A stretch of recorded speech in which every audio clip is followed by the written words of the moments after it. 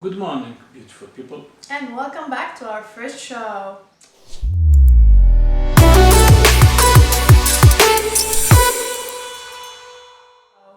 So, as usual, we have the quote of the day and Daily life subjects. And today's subject is a special subject for people who work, and especially those who do a lot of after hours.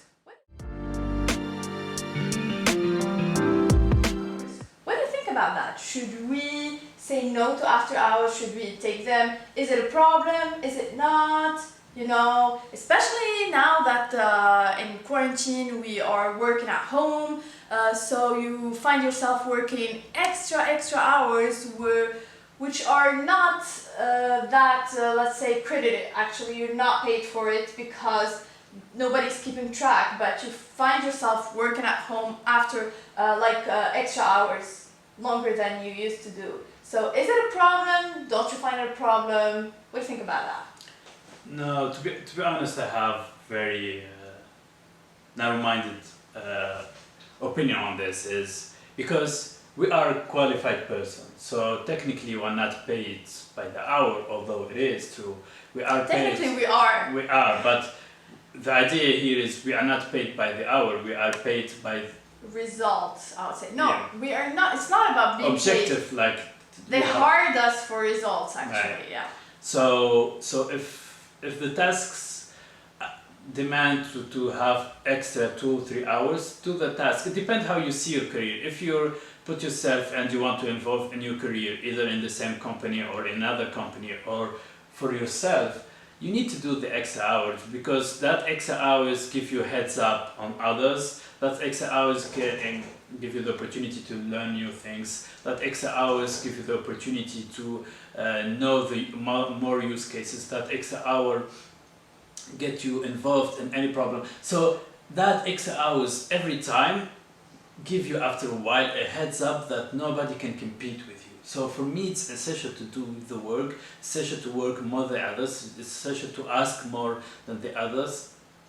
Okay, for me it's not about the hours because you find sometimes you find people who spend the whole day like 7 hours or 8 hours not working efficiently. If you really make if you measure the real hours that they worked, there would be like 2 or 3 hours in the whole day.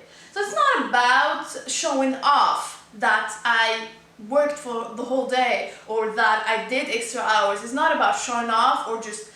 Sadly, that's what the people see. That's what the colleagues see, the manager, etc. They see you staying late or coming early, but it's not really about that, actually. It's about the results. It's about how much hard work you're putting into your project. So you may come on time or leave on time. Doesn't mean that you worked less than the other people. Actually, it might mean that you worked more, but it's not how to say that. It's not a rule. You cannot know how much the person worked unless you see the results, no matter how many hours they put into their work. So yeah, you are an adult.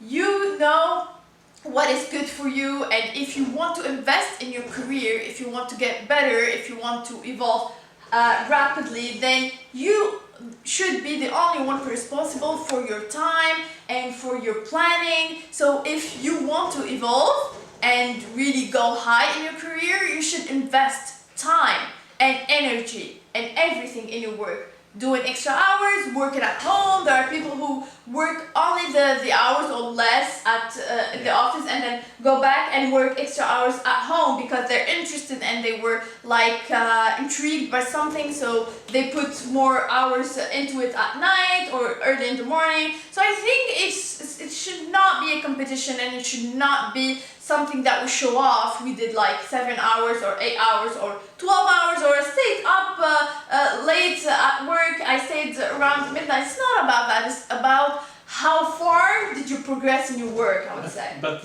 in the same times, I agree with you. That's why if you are a manager, don't see the hours, see Don't the stop end at result. that, actually. Okay. Look at the package, the whole But package. at the same time, when you have your core and soul to work hard, Yeah.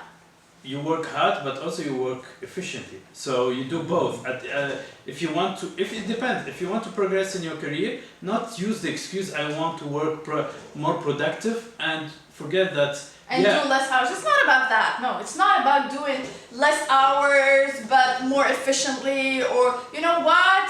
I stay only like 6 hours but do like 10 hours compared to other people. So it's not about that actually. That's what I said. It's not about showing off how many hours or how. It's not about that. It's about you. If you see it like you said, if you see your career as like whatever, I'm just gonna do my hours and go back to my life because I have another life, then whatever suits you. But if you want to evolve and go bigger and evolve in your career, then you should invest your time and your energy and your concentration, I would say, and everything. And it's not about showing off. Sadly, the word works like that, and people like counts the hour that you are working on, but it's not about that. Just forget about it and focus on the work, no matter how much time it takes from you. Or of course.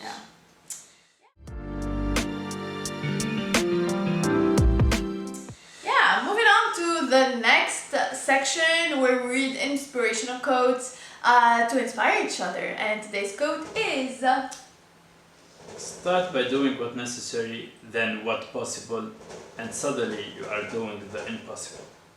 It's Francis of Assisi. Assisi. Yeah. I think I understand from my point of view, and this is coming from the heart, that there is a lot of people who have good imaginary or whatever it is, they think big, but at the same time they spend a lot of time strategizing and doing a lot of meetings, doing a lot of whatever it is, corporate thing, that at the end result they're doing nothing. So at the end, the idea here is don't spend time like dwelling on things. Start by doing it small, doing it, you will learn from it, you will learn from experience and move on. If you spend 6 months to have a decision, which at the end it may or may not be true because you don't know, even if you are the most clever person and 5-7 clever person with you, you don't know what the market needs. So at the end, start by doing it, learn from that and move on. And at a certain point you will know the real data, you will know the real experiment, and from that you can have a better decision. Yeah, I actually see it differently. You see at the end it says suddenly you're doing the impossible.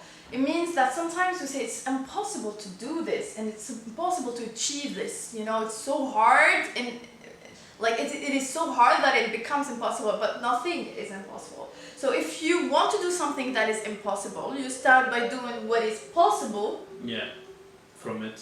Exactly what is possible and necessary to get to that impossible state, I would say. And step by step, you will find yourself getting there to the point where you said it was impossible.